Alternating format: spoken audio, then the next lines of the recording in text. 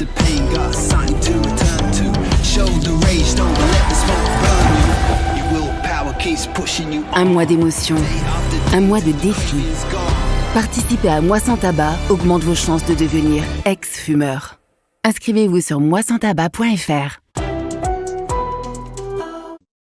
Bonjour et bienvenue pour ce troisième webinaire du Mois sans tabac, pour cette 10e édition de ce dispositif. Bienvenue à toutes et à tous pour cette thématique sur la périnatalité. Un webinaire qui est organisé en partenariat avec le comité régional olympique sportif du Grand Est et le comité départemental olympique et sportif de Meurthe-et-Moselle, que nous remercions pour leur participation. Et puis nous avons également comme intervenant Isabelle Gérard qui représente le département de la Moselle, le service PMI.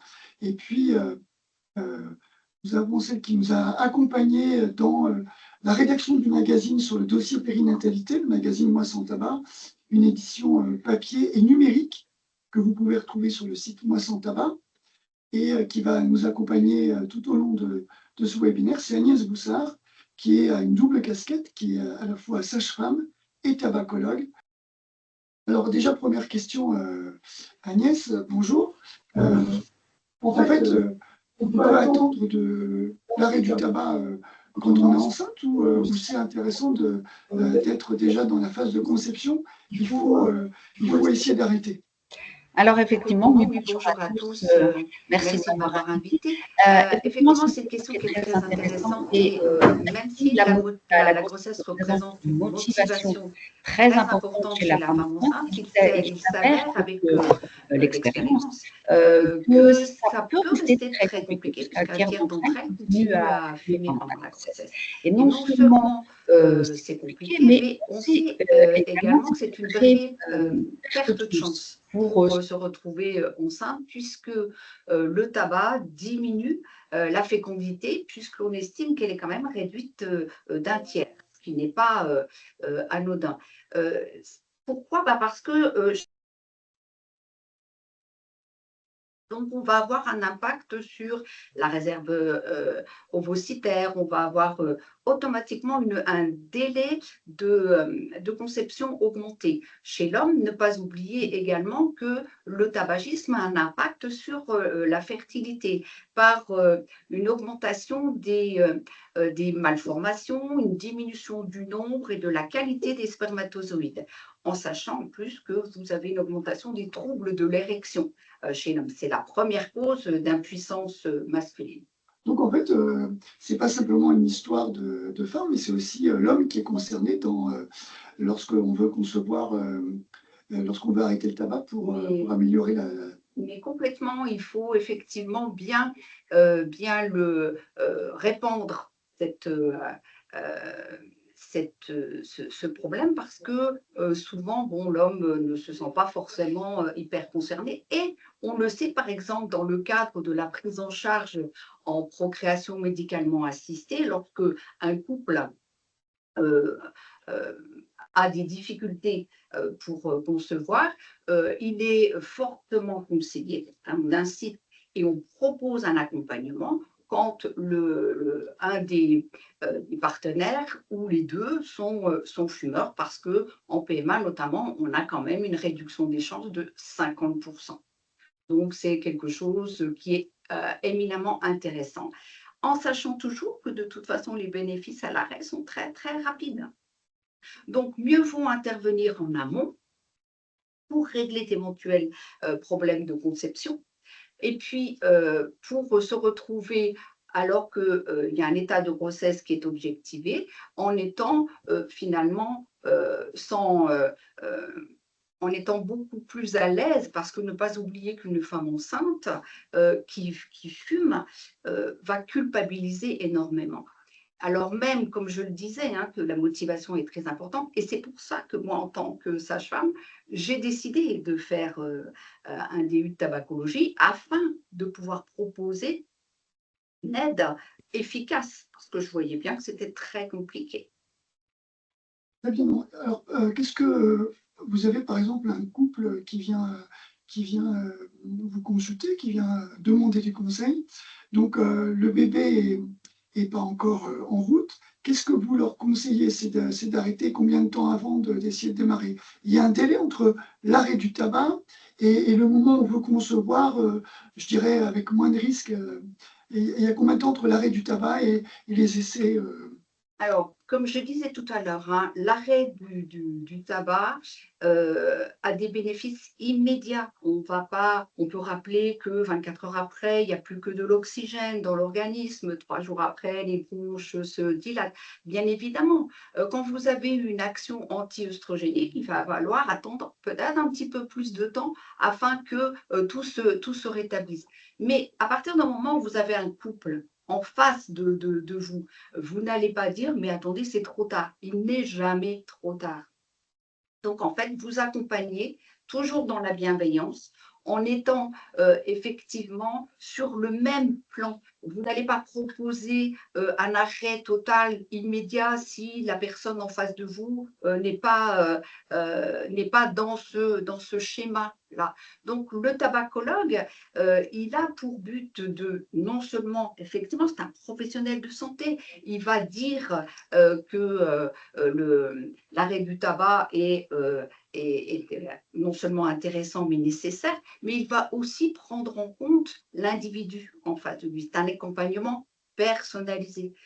Donc, connaître les motivations, reconnaître les freins à l'arrêt sont hyper importants pour pouvoir apporter une prise en charge adéquate. Alors, on dit souvent que l'arrêt du tabac entraîne une augmentation du poids. Donc, souvent, les femmes qui tombent enceintes grossissent. Donc, si en plus on leur dit avant la conception, on vous propose d'arrêter de fumer et vous risquez de grossir. Et en plus, avec une grossesse, le poids un surpoids va se majorer. Qu'est-ce que vous en pensez? Qu'est-ce que vous leur conseillez quand ils viennent vous dire, bah oui, mais je vais déjà grossir pendant la grossesse, si en plus je vais à nouveau grossir avec l'arrêt du tabac, qu'est-ce que vous leur dites à ce moment-là? Alors, je leur dis que, ben oui, on peut assister effectivement à une légère augmentation du poids quand on arrête de fumer parce que le tabac entraîne une dépense énergétique à peu près entre 6 et 10%. Donc, fatalement, vous arrêtez de fumer, vous êtes en capacité de prendre 2-3 kilos, mais au-delà, ça veut dire qu'il y a eu des compensations et que peut-être, effectivement, alors qu'on avait besoin d'avoir des substituts nicotiniques, on ne les a pas pris, pas suffisamment longtemps. Maintenant, la grossesse est un moment, effectivement, où on prend un peu plus de poids, hein. Donc, c'est mieux accepté. Et qu'il faut rappeler aussi que même les diabétologues préfèrent voir leurs patients arrêter de fumer et prendre un peu de poids plutôt que de continuer leur tabagisme qui a, lui, un impact sur la glycémie. Donc, en fait, on voit que vous êtes d'accord avec la personne en disant, oui, effectivement, on a constaté que la prise de poids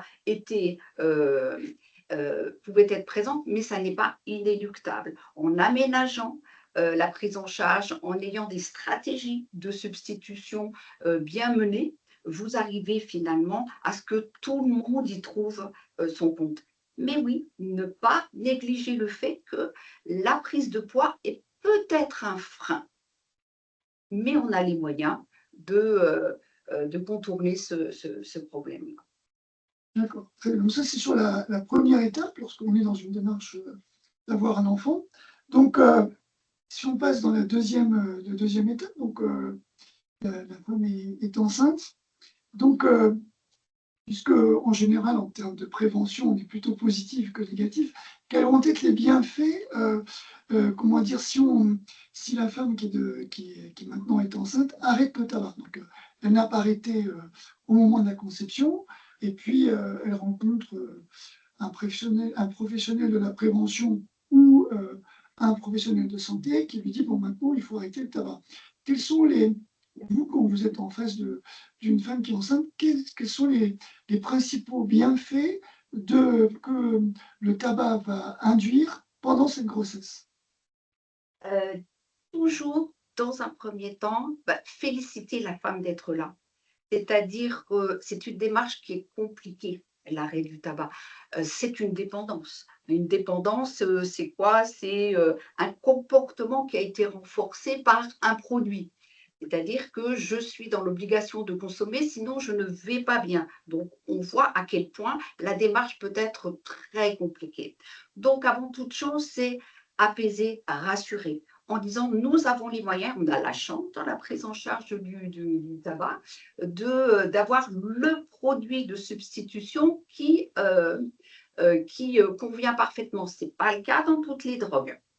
Donc déjà, rassurer, déjà dire que de toute façon, l'arrêt est bénéfique immédiatement puisque 8 heures après, la tension artérielle se normalise, qu'il n'y a plus que de l'oxygène. Au bout de 24 heures, le monoxyde de carbone a disparu.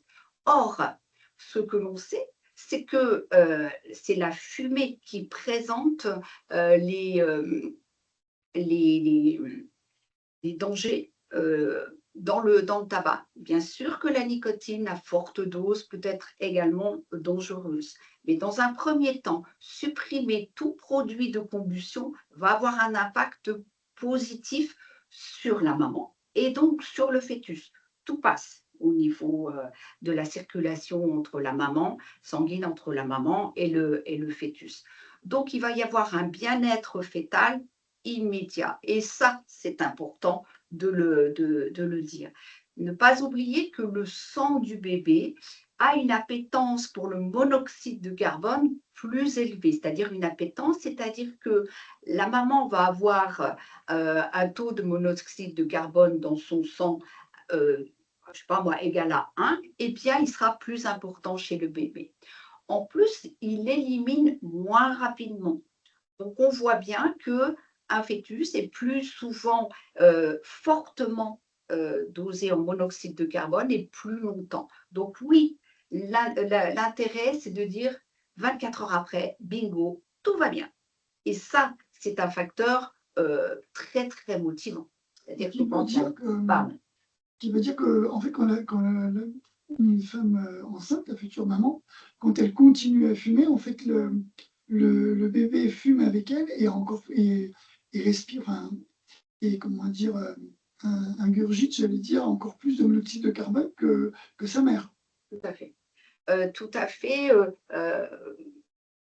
Pour donner un exemple, une maman qui va fumer une cigarette le matin et une cigarette le soir, en pensant avoir fait effectivement beaucoup, beaucoup d'efforts, eh bien, elle n'est pas récompensée à hauteur de ses efforts parce que le bébé va mettre 12 heures pour éliminer le monoxyde de carbone de la première cigarette et 12 heures pour celui de la cigarette du soir. Donc, on voit bien que 24 heures sur 24, le fœtus va être soumis à l'intoxication par le monoxyde de carbone, qui, on le sait, va entraîner effectivement une perte de chance chez le bébé, un petit poids de naissance, on va avoir une augmentation des troubles, notamment placentaires. On sait qu'on a plus de risques d'accouchement prématuré. Le placenta peut avoir présenté plus de saignements.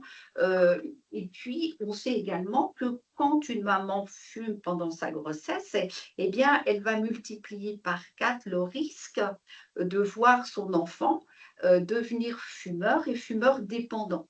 Donc, l'incidence pendant la grossesse, on pourrait égrener d'autres complications. C'est de toute façon quelque chose qui a un impact sur tout l'organisme. Augmentation des problèmes infectieux parce que vous avez une diminution du système immunitaire. Donc, comme il est déjà un petit peu sollicité par la grossesse, on voit la majoration des problèmes. Mais encore une fois, l'arrêt va permettre d'obtenir des effets positifs rapides. On nous dit par exemple que le tabac, est-ce que c'est comment dire, une information vraie ou fausse? On dit que le tabac a une influence sur le risque de fausse couche. Alors oui, là aussi, on sait qu'il y a une augmentation, des fausses couches, multipliées par 3. Alors encore une fois, il on est bon, les hypothèses ont été quand même bien énoncées. Une mauvaise, qualité de l'endomètre par, un déficit en oxygène. Le vieillissement précoce, par exemple, de l'ovocyte, on le sait aussi, et puis des anomalies, vasculaires. Et ne pas oublier parce que le tabac vasoconstricte, donc en fait, on voit bien que ça a une activité sur tout le système circulatoire. Et puis aussi, ne pas oublier que, hem et je ne l'ai pas évoqué dans la partie tabac et fertilité, mais il va y avoir un impact sur l'ADN. Et il y a des modifications de l'ADN que l'on retrouve également au niveau des spermatozoïdes qui peuvent effectivement expliquer des fausses couches. De même que l'on sait que les métrorragies du premier trimestre et du troisième trimestre sont augmentées. La position, les malpositions du placenta peuvent être dues à un tabagisme. Alors, il y a toujours un effet dose, hein. Plus vous allez fumer, plus il va y avoir de risques, mais ne pas oublier qu'une seule cigarette par jour multiplie de 50% le risque de maladie cardiovasculaire. Une seule. Une seule par jour. Donc, pas de petit tabagisme. Ça n'existe pas. Quand on dit c'est un petit tabagisme, c'est pas possible. Il y a un impact important immédiatement. Donc en fait, le fait d'arrêter de fumer, pour la femme qui est à ce stade, qui est enceinte, très vite, on voit les bienfaits qui sont énormes en fait, par rapport à ce que vous venez d'égrener comme risque. Tout à fait, et c'est pour ça, si vous voulez, que c'est en plus très valorisant pour la femme enceinte. Elle va avoir un impact. C'est pas la même chose, je vais dire, d'arrêter pour soi et d'arrêter pour soi plus son enfant. Il y a aussi un plus, il y a une valeur ajoutée, hein. Donc, à nous, professionnels, effectivement, la grossesse, c'est vraiment un moment où la femme enceinte va rencontrer une multitude de professionnels de santé. Et on sait que si chacun d'entre nous posait cette question, vous fumez, vous voulez arrêter, oui, non, ce qu'on appelle le conseil minimal, on engendrerait automatiquement, alors une étude avait montré qu'on pouvait engendrer 100 000 arrêts par an. Alors après, ça ne veut pas dire 100 000 arrêts complets, hein. On sait que pour arrêter de fumer, on estime qu'il nous faut 4-5 tentatives pour arriver à la bonne, parce que ça s'apprend. L'arrêt du tabac est un apprentissage, donc ça demande du temps. Donc le problème avec la grossesse, c'est qu'on n'est pas, on n'a pas trop de temps. Donc à nous de trouver les bons arguments et le bien-être fœtal retrouvé dès l'arrêt du tabac et retrouvé rapidement est un des meilleurs leviers pour, mobiliser la femme enceinte. Moi, je voulais vous poser une question, c'est sur les substituts nicotiniques. Donc ça peut accompagner, l'arrêt du tabac, mais, si je comprends bien ce que vous nous avez dit en disant que, en fumant, une cigarette, le fœtus, comment dire, reçoit le monoxyde de carbone. Mais en fait, si on fait des substituts nicotine, des patchs par exemple, le bébé au travers va aussi avoir une seule dose de nicotine alors? Alors, pour revenir effectivement sur la composition du tabac, ce qui présente les pathologies sont dues à la fumée du tabac. Le tabac fumé va être constitué de 7000 substances, dont certaines que l'on connaît mieux, mais vous allez avoir des goudrons, vous allez avoir des métaux lourds, des substances cancérogènes, des pesticides. N'oublions pas que la culture du tabac est quand même celle qui utilise le plus de pesticides. Donc, on va voir que tout ça se retrouve dans la fumée et passe effectivement dans la circulation sanguine. Quand vous utilisez des substituts nicotiniques euh, qui ont été validés, donc qui sont prescrits par un professionnel de santé. Ceux-ci ont pour but d'éviter tout syndrome de manque. À partir du moment où il n'y a pas de manque, et c'est ce qui fait peur à la personne qui est fumeuse, c'est que moi, je ne m'arrête pas, sinon je ne vais pas être bien. Donc, il faut pouvoir proposer, si la personne en a besoin, ce qui n'est pas le cas de toutes les femmes enceintes ou de tous les fumeurs, si la personne en a besoin, bien évidemment, vous allez apporter un confort par l'absence de manque qui va permettre effectivement à la personne de s'engager d'autant plus facilement dans cette démarche d'arrêt. La dépendance, c'est une dépendance physique, une dépendance comportementale. J'ai mis en place un certain nombre de situations pour avoir régulièrement ma dose. Donc, il faut également que j'apprenne à reprendre la vie de tous les jours sans y associer le tabac. Et cette dépendance psychologique. On est dans un monde de croyances, dans une addiction. On pense que mon café ne va pas être bon parce que je ne fume pas. On pense que je ne vais pas passer ou je ne vais pas pouvoir régler mon problème de stress si je ne fume pas. Donc, à nous aussi de pouvoir amener la personne à constater qu'elle peut faire sans cette prise de cigarette. Donc, le substitut nicotinique, par le confort qu'il va apporter, ne représente pas le danger. Ce n'est pas la nicotine, bien sûr, la nicotine à forte dose et délétère. Hein, je vous rappelle souvent qu'une cuillère à café de nicotine pure peut tuer un cheval. Donc oui, c'est quelque chose dont il faut se méfier.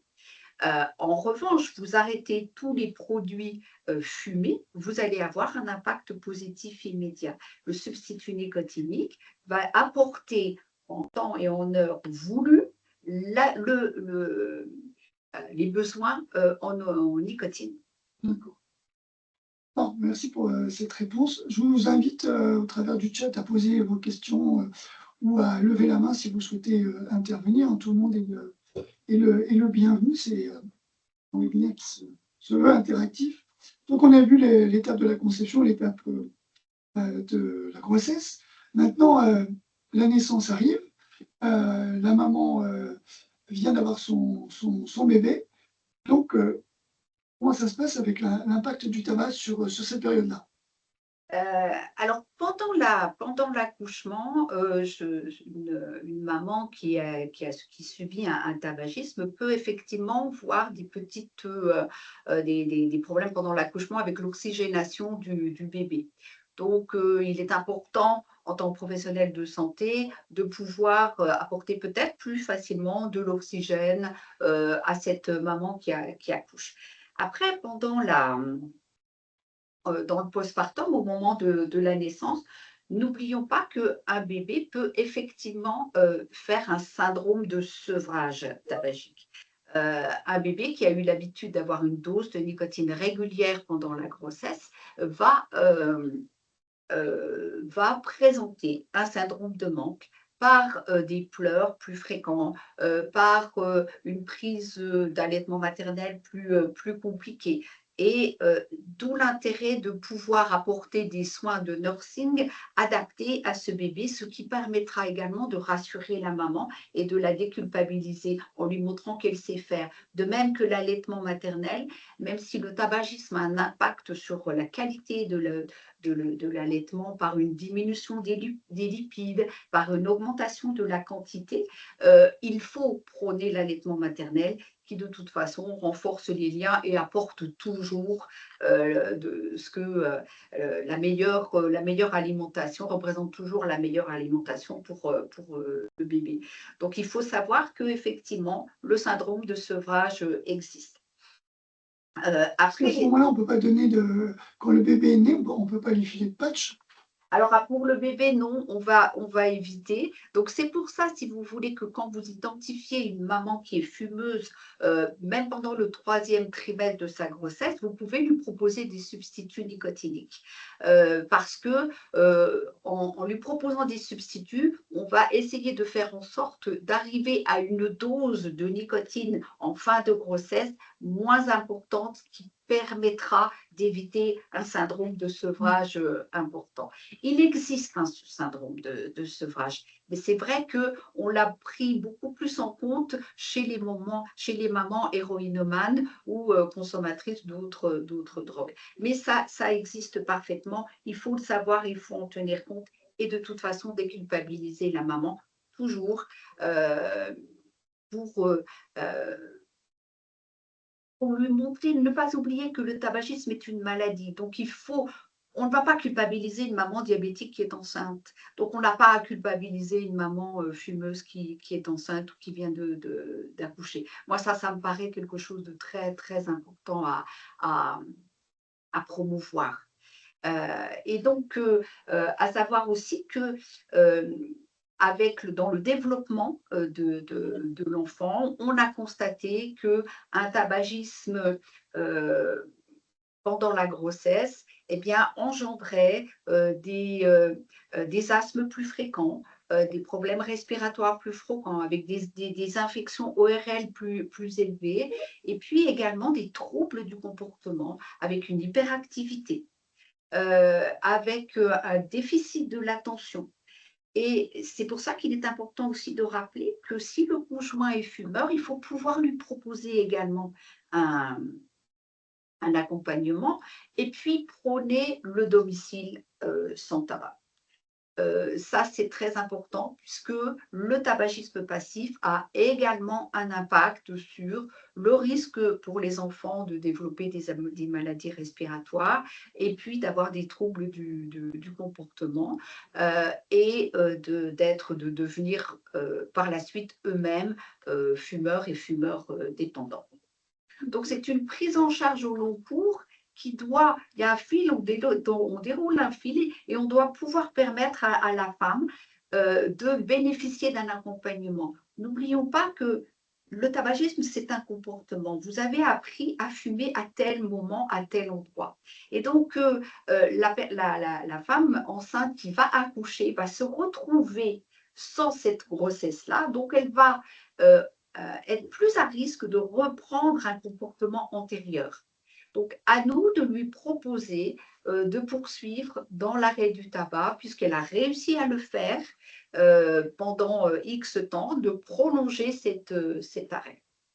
Donc, on retrouve comme pour la conception, c'est-à-dire que ce n'est pas simplement l'implication de la mère, mais aussi le père, c'est une voiture sans tabac et un domicile, comme vous disiez à l'instant, sans tabac. Donc, tout à fait, c'est toujours plus facile quand on est à deux. Hein, vous imaginez qu'effectivement, la maman qui s'arrête de fumer, si elle est sollicitée par les odeurs, par la vue, par un comportement de son conjoint qui n'a pas changé, c'est toujours plus compliqué.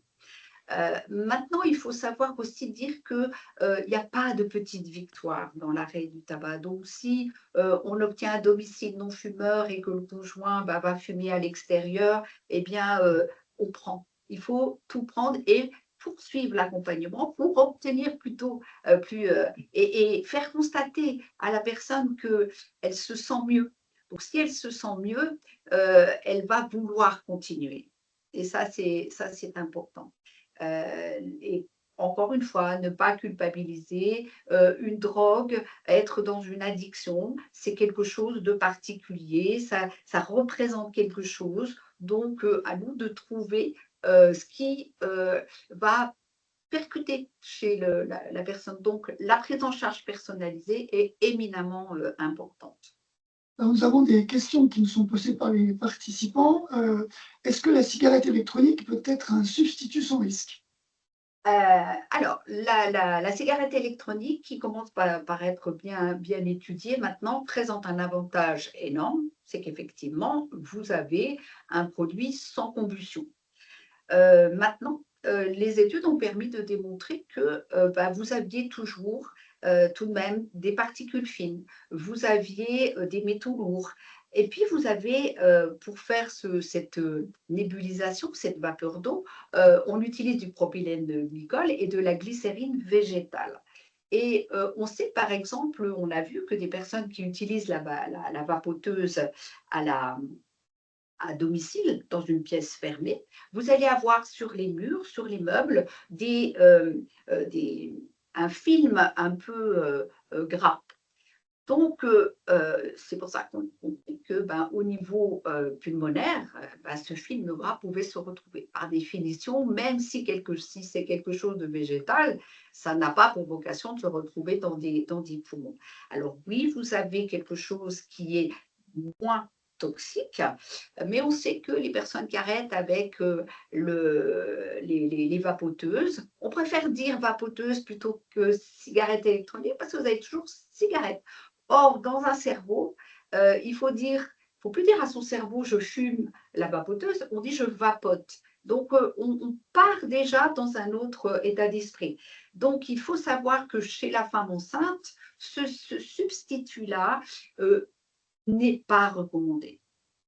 D'autant que quand vous conservez une vapoteuse, vous conservez en général le comportement. Or, on sait que la dépendance comportementale est une dépendance très très forte.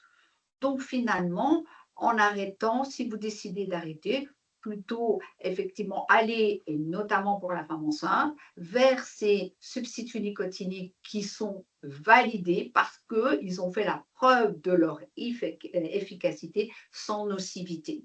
Donc oui. Alors, une question que me pose un internaute, c'est justement ce que vous venez de dire en disant qu'il faut privilégier les substituts nicotiniques. On dit à partir de quelle consommation de cigarettes par jour il est pertinent de prescrire un substitut nicotinique? Alors, je vais dire que c'est une excellente question. C'est-à-dire qu'en fait, il est compliqué.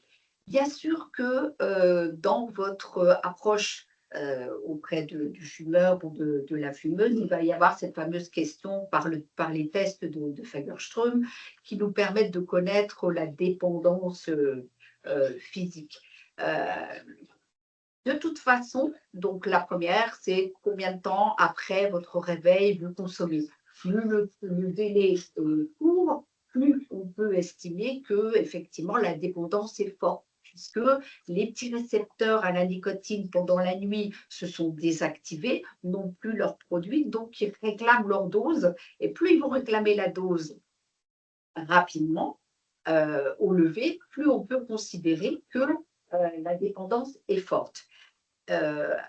Pareil pour le nombre de cigarettes. Si vous faites un test de Fagerström abrégé, vous aurez ces deux questions-là. Donc oui, ces deux questions-là sont pertinentes. Maintenant, ce n'est pas parce que vous ne consommez pas hyper rapidement le matin que vous n'êtes pas dépendant de votre nicotine à plus tard. Ça veut dire que quand vous consommez une cigarette, vous allez avoir une arrivée de nicotine en 8 secondes, ne pas oublier cette rapidité-là qui fait effectivement la dépendance, et puis donc libération de dopamine. Et on peut être très bien on peut être dépendant de la nicotine.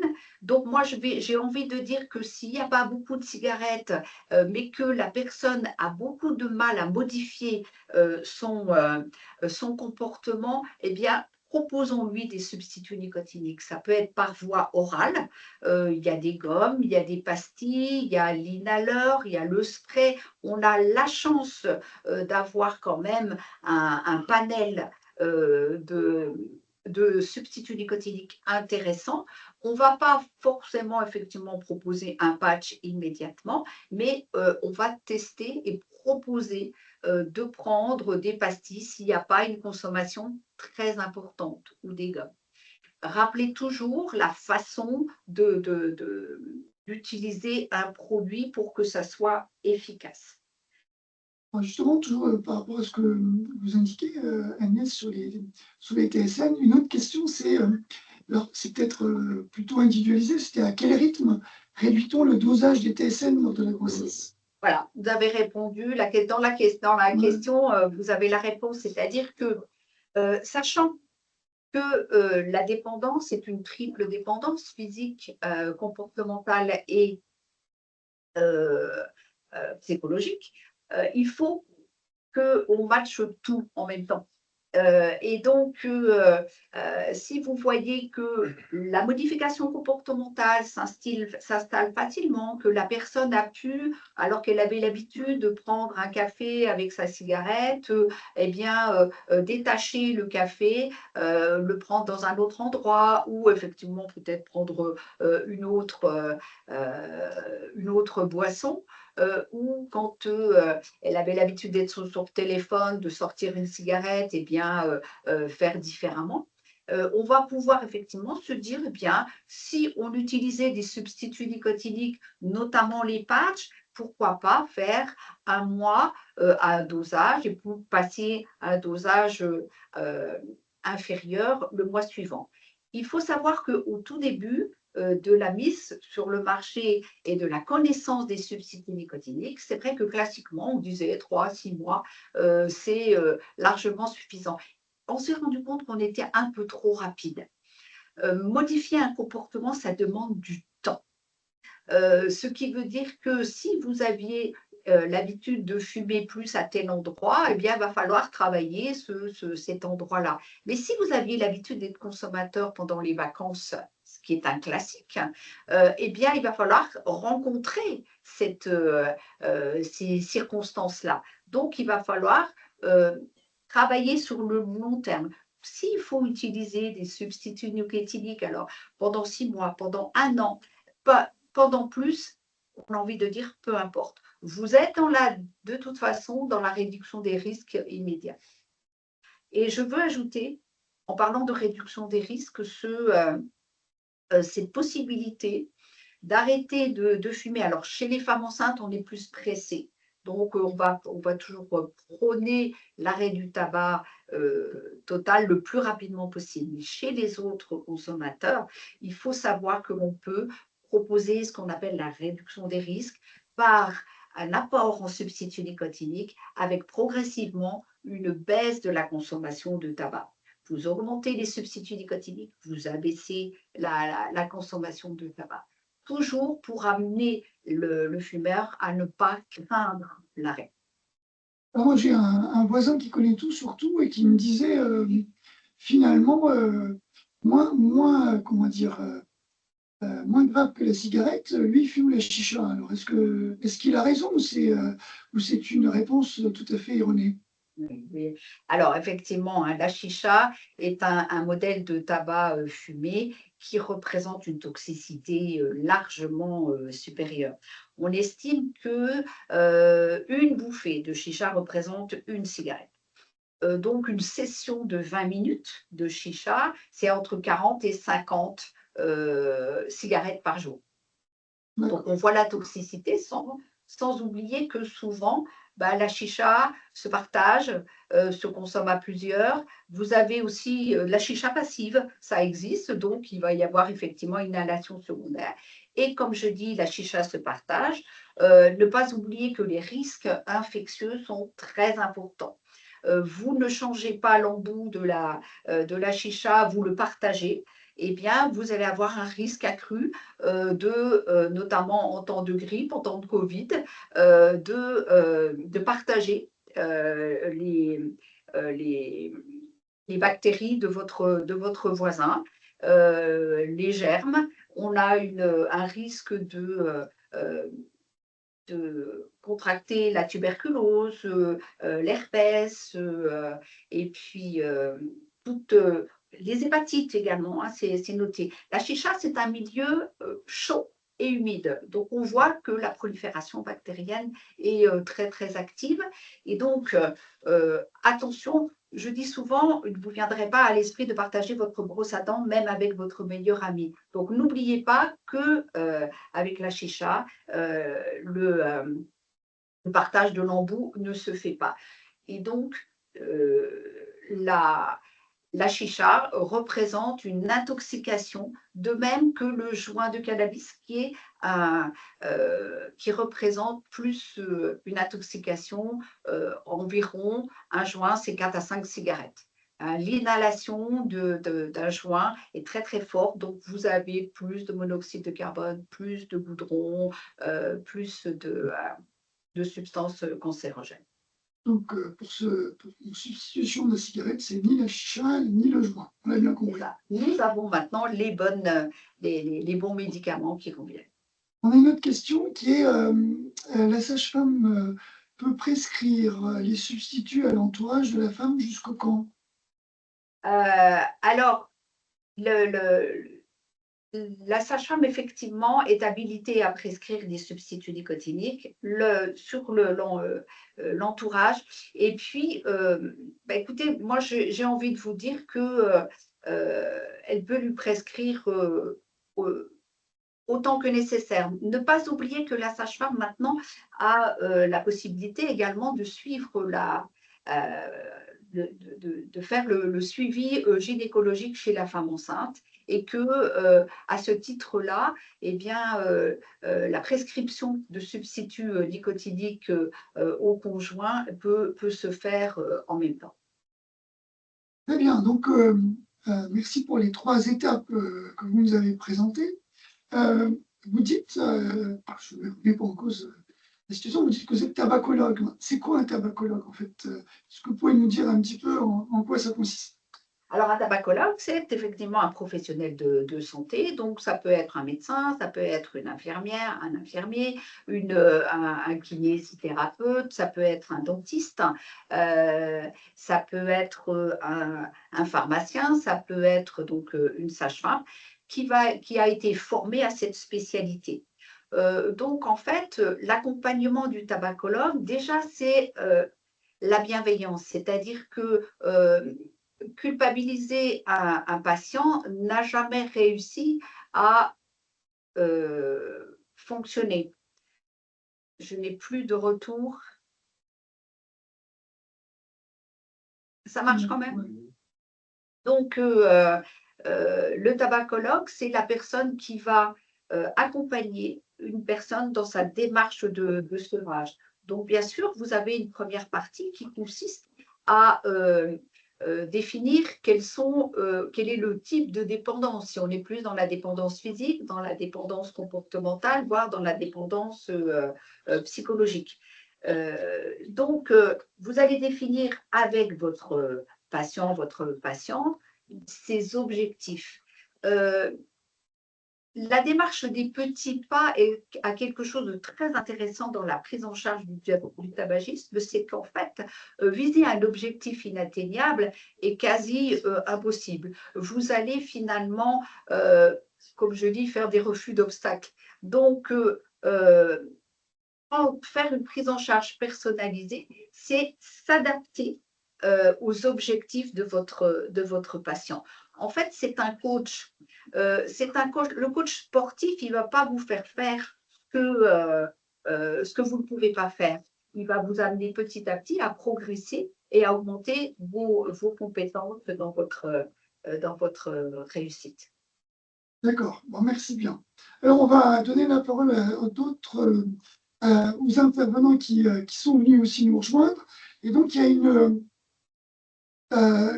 une action qui est proposée par le comité régional olympique et sportif, la Ligue des mamans.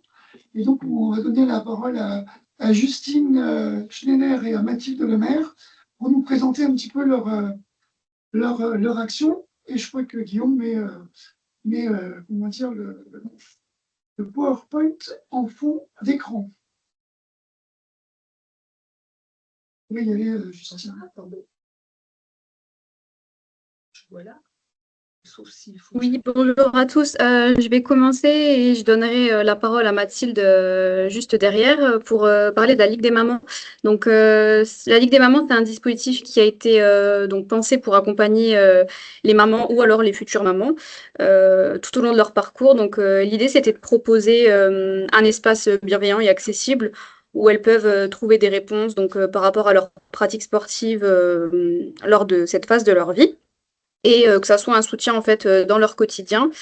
Donc si jamais, si vous voulez consulter les informations concernant le dispositif, vous pouvez vous rendre sur le site de la Ligue des mamans qui pourra vous aiguiller sur toutes les questions que vous avez. Vous pouvez même contacter les chargés de projet concernant ce dispositif.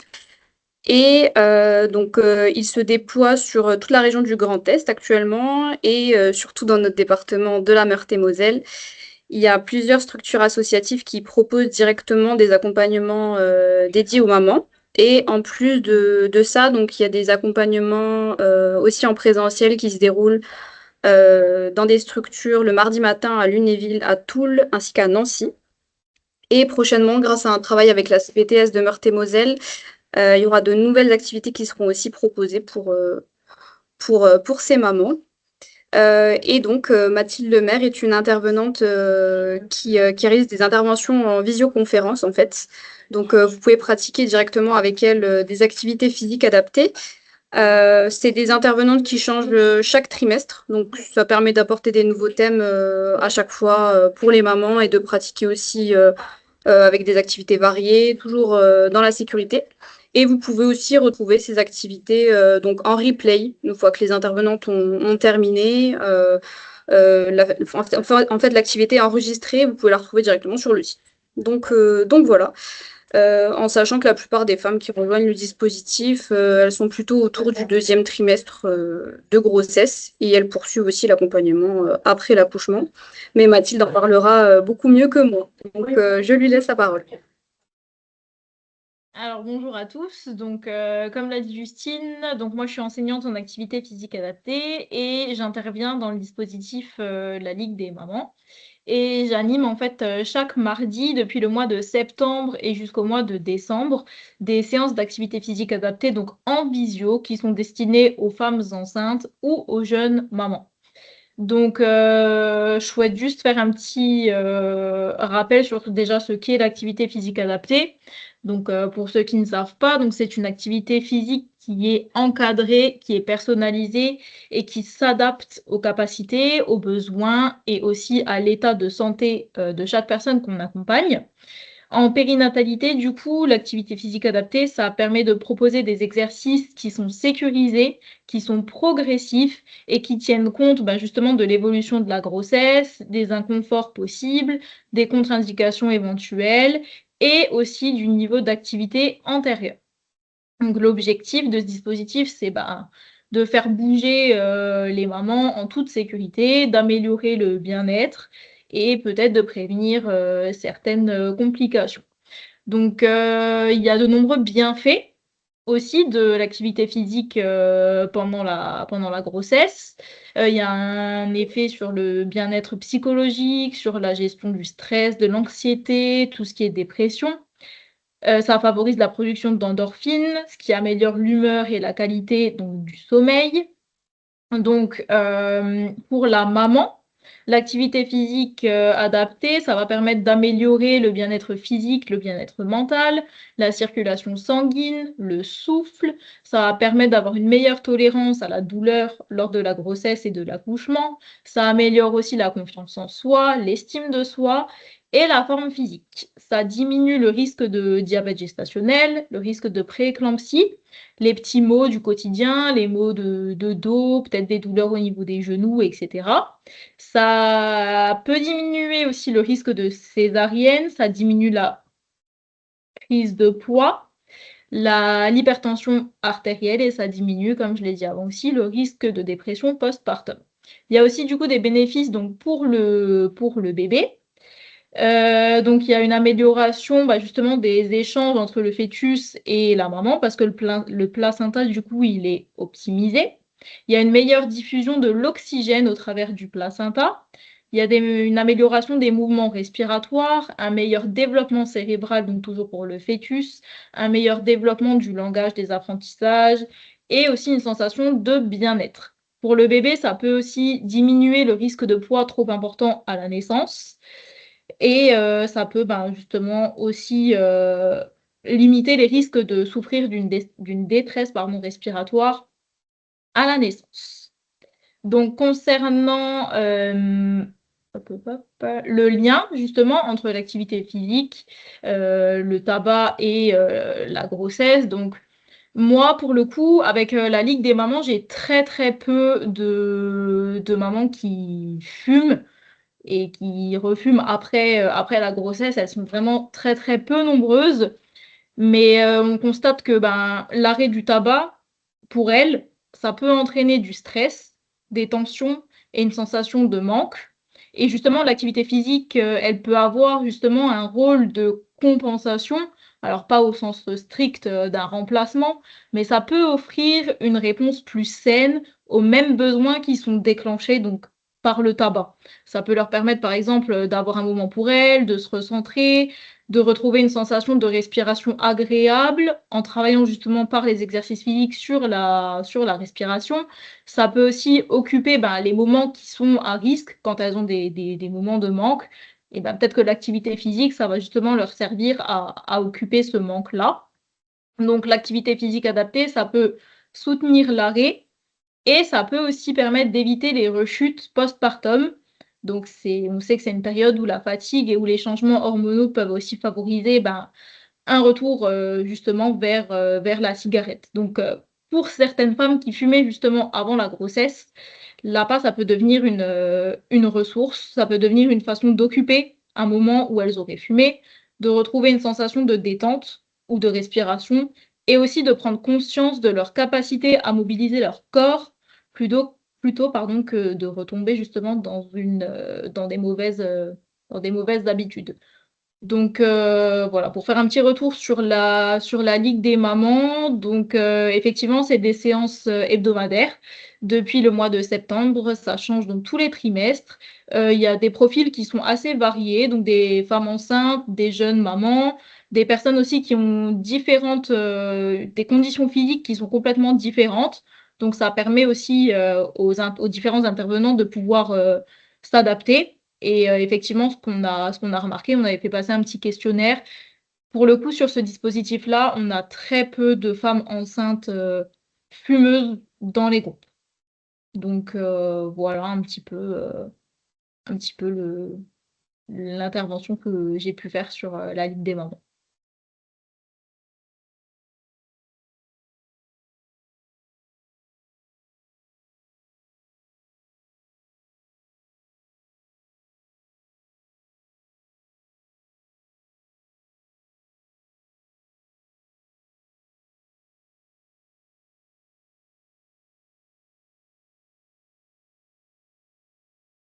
Alors, je rajoute que j'ai mis le site dans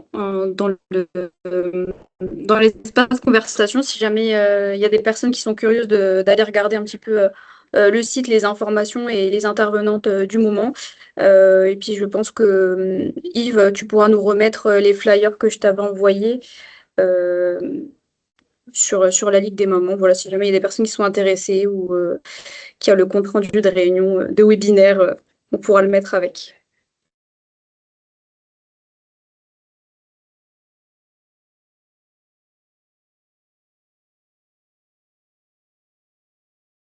Yves, on ne vous entend pas. Je ne sais pas si c'est que chez moi ou pas, mais on n'entend pas.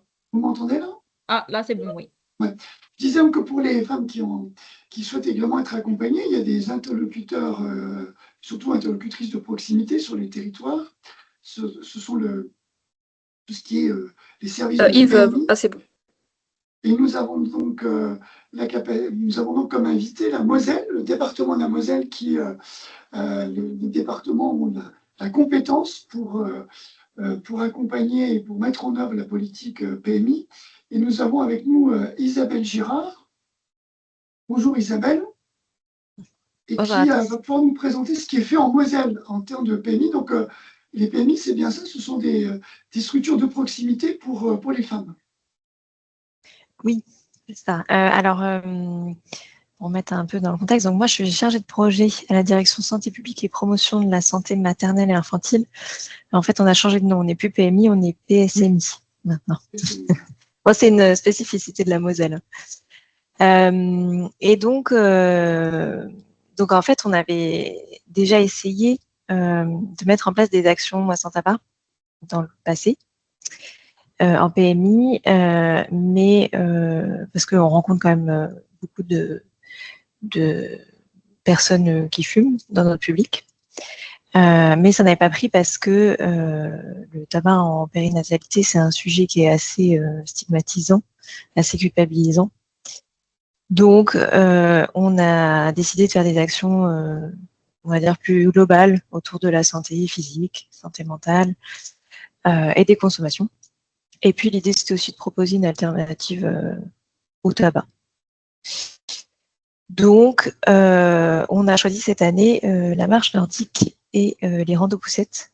Parmi toutes les actions que mes collègues font en Moselle, hein, elles font en prénatal du yoga, de la danse prénatale, du tai chi, ce genre de choses. En postnatal, il y a des ateliers massage non médicalisés, ateliers portage, bébé lecteur, bébé ciné, etc. On a plein de choses en Moselle. Et là, donc on a choisi la marche parce que, en fait, on marche tous ensemble dans la même direction. Et c'est vraiment intéressant pour échanger, partager et parfois se confier. On n'est pas en face à face, donc c'est pas le même rapport. Et donc l'idée aussi, c'était de se faire du bien physiquement. Vous avez très bien parlé de tous les aspects bénéfiques d'activité physique à l'instant pour les futures mamans et jeunes mamans. Et donc, et l'objectif, c'était aussi de promouvoir, d'orienter vers les consultations de tabacologie que je fais, parce que je suis aussi infirmière tabacologue, qui ont lieu les mercredis à Metz, place Saint-Thibault. Voilà. Je fais un peu ma pub en même temps. Et donc, on a proposé donc la marche nordique pour les et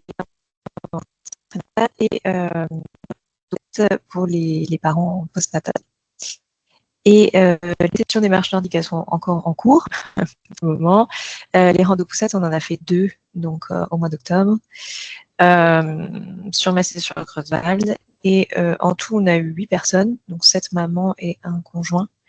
Il y avait quelques fumeurs parmi eux, et c'était pas la majorité. Mais c'est pas grave. C'est une course de vitesse. Pardon. Les rando-poussettes, c'est quoi? C'est une course de vitesse à la poussette ou c'est quoi? C'est ça, la course. Non. L'idée, c'est vraiment de marcher tout ensemble. Elles viennent en fait avec les poussettes et les bébés dedans. Et donc, on passe un moment ensemble et ça permet aussi de faire du lien entre les mamans. Alors, c'est souvent des mamans qui viennent. C'est ouvert aux parents, mais c'est souvent des mamans. Et donc, ça permet de discuter de plein de choses. Et donc, c'est ce qu'on a fait, en fait. On a discuté. Moi, je suis venue lors de ces rando-poussettes et on a discuté de tout, de santé physique, de santé mentale et des consommations aussi. Et globalement, elles étaient très contentes. On a échangé aussi sur les consommations de l'entourage, parce qu'il y en a beaucoup qui sont fumeuses passives. Et c'est pas évident non plus d'être la personne qui ne fume pas, mais qui sait quelles sont toutes les conséquences et en même temps c'est une addiction, donc on peut pas forcer les gens à arrêter. Enfin, voilà, ça permet aussi de libérer la parole là-dessus. Et donc elles étaient très contentes de donner ma carte à leur conjoint, par exemple. Et donc oui, en fait, ils vont pouvoir aussi diffuser la parole autour d'eux. Il y avait aussi des mamans qui venaient, par exemple, qui sont en maison maternelle éducative et qui ont dit que elles allaient en parler aux autres mamans qui étaient présentes dans ces maisons maternelles. Voilà, donc globalement, les personnes étaient très satisfaites. À voir, pour l'instant, j'ai pas eu de rendez-vous de consultation, mais peut-être par la suite. Et autrement, tout au long de l'année, qu'est-ce que les femmes peuvent, quels services sont proposés, quel accompagnement peut être proposé, enfin au-delà des actions que vous venez de décrire, qu'est-ce qu'il y a? Il y a un médecin, il y a des infirmières dans les services de. C'est quoi? C'est par territoire? Comment ça fonctionne dans votre département?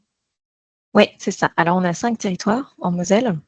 Et en fait, sur chaque territoire, donc il y a des centres Moselle Solidarité, où dedans, il y a la promotion de la santé maternelle et infantile. Et donc, ce sont des médecins, des infirmières puéricultrices, des sages-femmes, des éducatrices de jeunes enfants qui sont présentes et qui accompagnent les futures mères, les parents, mais on accompagne aussi même avant la conception, puisqu'on a des CPEF, donc des centres de planning et d'éducation familiale, pareil, répartis sur tout le territoire. Donc on accompagne vraiment les Mosellans sur un grand moment de leur vie, on va dire ça comme ça. Donc, il y a en prénatal surtout les sages-femmes qui vont accompagner, et puis en postnatal plutôt les infirmières puéricultrices. Et on a des consultations avec des médecins, des consultations avec les sages-femmes, les puéricultrices, des ateliers, donc comme je vous disais, massage non médicalisé, portage, etc. Donc, on essaie d'être vraiment là à chaque moment en prénatal, en postnatal, et on est un service qui est universel, donc qui est accessible absolument à tout le monde. Ok, ben merci, on voit bien ce qui se passe. Merci pour les marches nordiques et donc les randos poussées qui nous ont été présentées. Donc on a vu comment dire les 3 étapes comment dire en termes de périnatalité, les différentes actions qui peuvent être proposées. S'il n'y a plus d'autres interventions, moi je voudrais juste proposer à Agnès quel message vous souhaiteriez transmettre aux professionnels de santé lorsqu'ils ont un couple ou une femme qui souhaite avoir un projet périnatalité par rapport au tabac? Quel est le message que vous voudriez passer, en plus des bienfaits et des dangers qu'on a évoqués tout au long du webinaire? Oui, alors c'est effectivement une question importante parce que, comme vous l'avez fortement dit, pendant trop longtemps, on a stigmatisé les fumeuses et maintenant on stigmatise, à la limite, je vais dire, tout consommateur de tabac est plus montré du doigt parce qu'on voit que il y a une diminution forte de la consommation de tabac. Chez les jeunes notamment, on va peut-être arriver à ce que Santé publique France souhaitait avec la première génération sans tabac en 2035. Maintenant, ce qu'il faut, c'est permettre aux personnes qui sont dans une démarche d'arrêt de les accueillir avec bienveillance et de leur dire, mais osez. Osez simplement vous engager dans cette démarche, vous serez accompagné. Nous connaissons maintenant bien les méthodes qui fonctionnent et vous avez raison de rappeler et de faire les actions que vous faites en termes de sport, parce que, effectivement, le sport est générateur de beaucoup de bien-être et en même temps, ça fait partie de ces stratégies de substitution qui sont fortement intéressantes dans l'arrêt du tabac.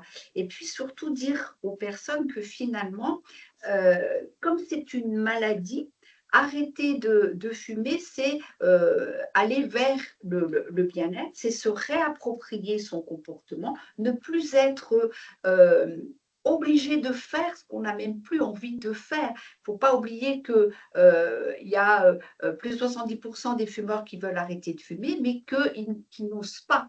Ils n'osent pas parce qu'ils ont peur. Donc, rassurer en disant, mais on sait comment faire pour prendre en compte ce manque physique et vous allez en même temps, finalement, augmenter votre confiance en vous.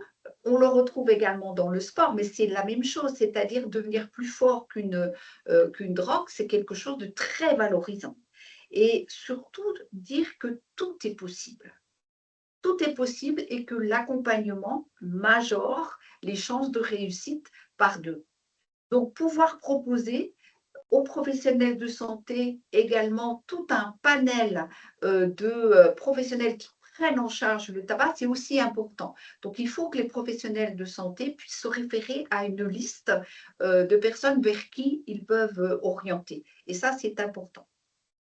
Merci Agnès. Alors, puisque on est en discussion au Parlement sur le budget de l'État, il faut savoir que les études qui ont été faites sur le dispositif Moi sans tabac ont démontré que lorsqu'on investissait 1 euro dans le Moi sans tabac, c'était 7 euros de dépenses de santé en moins. Donc, c'est aussi un impact financier. Donc ça, c'est sur les finances publiques.